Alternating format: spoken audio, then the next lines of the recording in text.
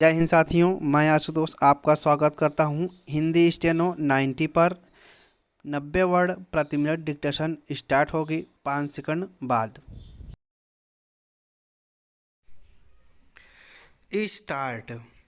हल्द्वानी के बाद उत्तराखंड का जोशी मठ शहर अप्रिय कारणों से देश का ध्यान अपनी ओर खींच रहा है। चीन की सीमा से लगे चमोली जिले का जोशी मठ किस तरह गंभीर खतरे का सामना कर रहा है, इसका पता इससे चलता है कि भूमि के धंसने और उसके चलते घरों के दरकने के कारण लोगों को अन्यत्र रहने के लिए विवश होना पड़ रहा है। चूँकि घरों में दरारें पड़ने का सिलसिला तेज होता जा रहा है, इसलिए करीब 25,000 की आबादी वाले जोशी मठ के निवासियों की चिंता और दहशत बढ़ती जा रही है। इसकी भरी पूरी आशंका है कि आने वाले दिनों में स्थिति और गंभीर होगी तथा इस भयंकर ठंड में अन्य अनेक लोगों को उनके घरों से निकालकर सुरक्षित स्थान पर ले जाना पड़ेगा। अच्छा होता कि शासन प्रशासन तभी चेतता जब घरों में दरारें पड़ने का सिलसिला प्रारंभ ही हुआ था। दुर्भाग्य से ऐसा नहीं हुआ। वह तब चेता जब डरे सहमे लोग जोशीमठ को बचाने की गुहार लगाते हुए सड़कों पर उतरने के लिए विवश हुए।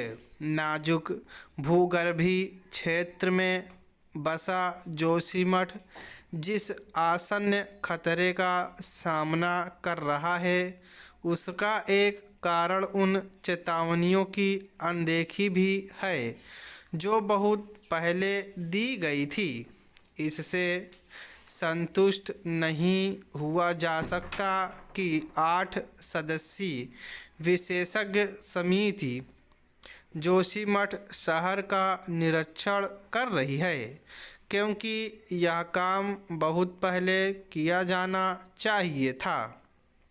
इस देरी के दुष्परिणाम भुगतने पड़ सकते हैं। कम से कम अब तो यह सुनिश्चित ही किया जाना चाहिए कि उन कारणों का गहराई से आकलन किया जाए जिनके चलते जोशीमठ में ज़मीन धंस रही है। इस पहलू पर विशेष ध्यान दिया जाना चाहिए कि कहीं ज़मीन धंसने का कारण विकास परियोजनाएं और अनियोजित निर्माण तो नहीं है। यह अच्छा हुआ कि राज्य सरकार ने सभी निर्माण कार्यों पर रोक लगा दी, लेकिन यह ध्यान रहे कि पर्वतीय क्षेत्र भी विकास की मांग करते हैं। समस्या यह है कि पर्वतीय क्षेत्र में विकास कार्यों को आगे बढ़ाने के पहले इलाके की संवेदनशील भूगर्भीय स्थिति का पर्याप्त अध्ययन नहीं किया जाता।